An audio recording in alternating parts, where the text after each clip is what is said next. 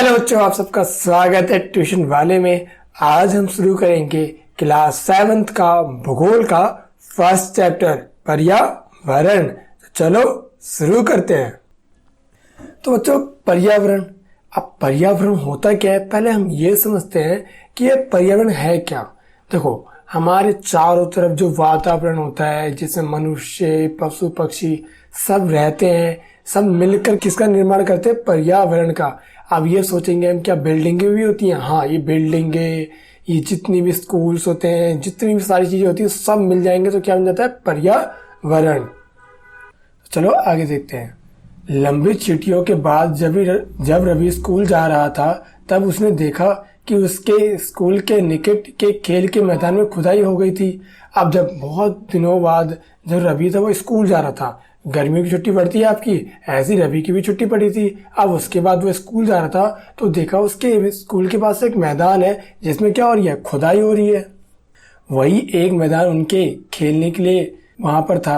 अब वो एक ही मैदान बचा था जहां पर वो खेल सकते थे। लोगों ने बताया कि वहां अनेक फ्लैटों वाली एक बड़ी इमारत बनेगी। अब लोग बता रहे थे कि वहां पर तो फ्लैट बनेंगे, जिसलिए यहाँ पर खुदाई हो रही है। जब रवि को समझ में आया कि मुलायम घास, गेंदे के फूल, एवं तितलियों वाला विशाल मैदान अब हमेशा के लिए नष्ट हो चुका है, तो उसकी आंखों से आंसू छलकने लगे। अब जब रवि को ये पता लगा कि मुलायम घासों वाला मैदान, गेंदे के फूलों वाला मैदान, जहाँ पे तितलियां आती है, सब क्या हो गया, विनाश हो चुका है, खत्म हो चुका है, तो उसके आंखों में क्या आने लगे, आंसू आने लगे। अगर कोई बच्चा हुआ जिसका खेलने का मैदान अगर खत्म कर दिया जाएगा तो उसके आंखों में तो आंसू आएंगे आएंगे। उसने यह बात अपने सहपाठियों को बताई। सुबह की सभा में प्रधानाचार्य ने भी बहुत उदासी से कहा, देखो कैसे हमारा पर्यावरण बदल रहा है।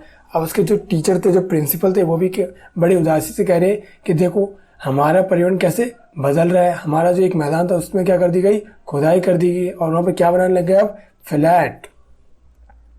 कक्षा में पहुंचकर रवि ने अपने शिक्षक से पूछा, पर्यावरण क्या है? जो कुछ भी आप अपने आसपास देखते हो, शिक्षक ने बताया। अब देखो, मैंने पहले ही बता दिया था। अब रवि ने अपने शिक्षक से पूछा, अपने टीचर से पूछा, सर ये पर्यावरण क्या है? तो उसके टीचर ने क्या कहा कि हमारे आसपास जो भी है वो सारे क्या है, पर्यावरण है।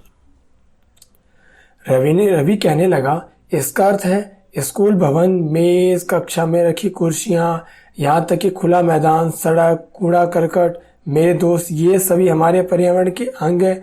अब रवि कहने लगा, अच्छा ये जितने स्कूल के भवन, ये मेज, ये कक्षा में रखी कुर्सियां और मैदान, सड़क, कूड़ा करकट और मेरे दोस्त, ये सभी क्या है, पर्यावरण के अंग। तो रवि ने बता दिए ये सारे क्या है हमसे। देखो बच्चों, क्लियर करता हूँ। देखो, हम ये जितनी भी चीजें, ये पर्यावरण के अंग है। ये सारी चीजें मिल जाती हैं तो ये पर्यावरण बनाती है। जैसे हमारे शरीर में हाथ, पैर, मुंह, ये हमारे अंग है। जब ये सारे मिल जाते हैं तो ये शरीर को बनाते हैं।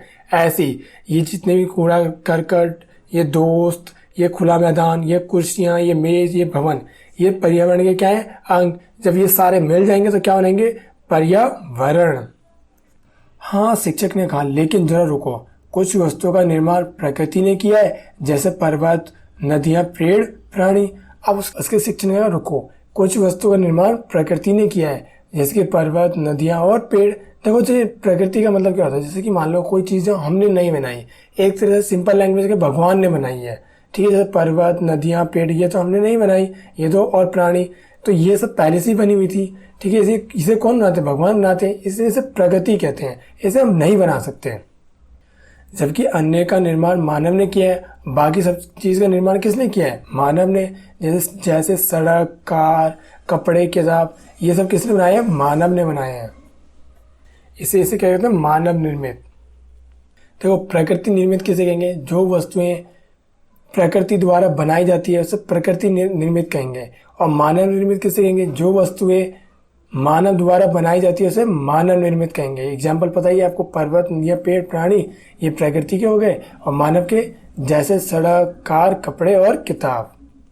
अब दो छात्र मिलकर कार्य कीजिए। अपने निकट बैठे सहपाठी के साथ मिलकर प्रगति एवं मानव द्वारा निर्मित वस्तु की सूची बनाइए। अब ये एक एक्टिविटी है। अब अगर आप स्कूल में हैं तो आप स्कूल में करिए, अगर घर पर हैं तो अपने भाई बहनों के साथ करिए। आपको ये करना है कि मानव निर्मित कौन कौन सी है और प्रकृति कौन कौन सी, दोनों को अलग करो। रवि और परम जी जैसी आशा सभी यह सूची बनाने के लिए उत्सुक थे। अब ये सब क्या बनाने लगे? सूची बनाने लगे। इकबाल ने पूछा, हमारा पर्यावरण क्यों बदल रहा है? शिक्षक ने उत्तर दिया, ऐसा हमारी जरूरतों के कारण होता है। यह दिन प्रतिदिन बढ़ती रहती है, इसलिए हम प्राकृतिक वातावरण परिवर्तन करते हैं और कभी कभी उसे नष्ट भी कर देते हैं। अब ये रवि पूछ रहे हैं टीचर से, सर ये पर्यावरण क्यों बदल रहा था? उसके टीचर बता रहे हैं, देखो हमारी जरूरतों को बदलती रहती हैं, हमारी जरूरतों के कारण हम पर्यावरण को बदलते रहते हैं। हम पर्यावरण को क्यों बदलते हैं? क्योंकि हमारी जरूरतें बदलती रहती है, इसलिए हम पर्यावरण को कभी कभी नष्ट करते रहते हैं। अब मान लो आपके घर के अंदर गेट नहीं है, बल्कि एक लकड़ का गेट बनाना है, तो हम पेड़ को काट के क्या बना देंगे? लकड़ का गेट। ऐसी बहुत सारी चीजें करते हैं, ठीक है। हम पर्यावरण को नष्ट करके अपनी जरूरतों को पूरा करते हैं। अब देखो ये समझते हैं, आपको ये समझाता हूं मैं। ये टेबल क्या है? जैसे ही आप देखोगे पर्यावरण के घटक, अब ये पर्यावरण के घटक कौन कौन से थे? ये प्राकृतिक है, जैसे कि ये जल, वायु, स्थल, सजीव, और ये क्या है? मानव निर्मित है, इमारतें, पार्क, पुल, सड़क, उद्योग और स्मारक। और मानव वाले कौन कौन से? एक व्यक्ति, जब एक व्यक्ति अपना क्या बनाता है? परिवार जब जुड़ता है तो क्या बनाता है? समुदाय, और समुदाय मिलकर क्या बनाता है? धर्म, ठीक है। और इस शैक्षिक, आर्थिक और राजनीतिक स्थितियां, अगर आप सब, ये सब क्या है? मानव के हैं, ठीक है। ये प्राकृतिक है और ये मानव निर्मित है। चलो आपको बच्चों कुछ बताता हूँ, जलमंडल किसे कहते हैं? जलमंडल पृथ्वी के चारों तरफ, ये पृथ्वी के अंदर जो जल वाला भाग होता है उसे क्या कहते हैं हम? जलमंडल। पृथ्वी और वायुमंडल किसे कहते हैं? पृथ्वी के चारों तरफ जो वायु की परत होती है उसे क्या कहते हैं? वायुमंडल। स्थलमंडल किसे कहते हैं? पृथ्वी की जो ठोस परपट्टी होती है उसे क्या कहते हैं? स्थलमंडल। और जीवमंडल किसे कहते हैं? जिसके अंदर पशु पक्षी, जीव जंतु, पेड़ पौधे सारे एक साथ रहते हैं उसे क्या कहते हैं? जीवमंडल। तो याद रखना बच्चों, मैं पूछ सकता हूँ कभी भी आपसे। अब आगे देखते हैं। अब बात करते हैं जीवीय और अजीवीय। जीवीय देखो सभी सजीव प्राणियों का संसार, जैसे पादप एवं जंतु। देखो जब जितने भी प्राणी हैं हमारे पृथ्वी पर, हम उसे क्या कहेंगे? हम उसे कहेंगे सजीव। जो जीवित होते हैं, जो जीवित है उसे क्या कहेंगे हम? सजीव। और जो जीवित नहीं है उसे क्या कहेंगे? निर्जीव। अब जैसे कि पेड़ पौधे तो जीवित है, आपको लगेगा जीवित नहीं है, मगर वो जीवित है। मगर जितने भी स्थल हो गए, भवन हो गए, जितनी भी सड़कें होंगी, पर्वत होगी, ये क्या है? अजीवीय। तो याद रखना जीवीय और अजीवीय क्या होते हैं। देखो ऊपर के वार्तालाप से आप समझ गए होंगे कि किसी भी जीवित प्राणी के चारों ओर पाए जाने वाले लोग, स्थान, वस्तुएं एवं प्रकृति को पर्यावरण कहते हैं। अब देखो हमने पहले ही समझ चुके पर्यावरण किसे कहते हैं? किसी भी मनुष्य के चारों तरफ जो पेड़ पौधे मिलते हैं, वस्तुएं मिलती हैं, स्थान मिलते हैं, इन सबको मिला देंगे तो क्या बनेगा? पर्यावरण। यह प्राकृतिक एवं मानव निर्मित परिघटनाओं का मिश्रण है। अभी किस किस का मिश्रण है?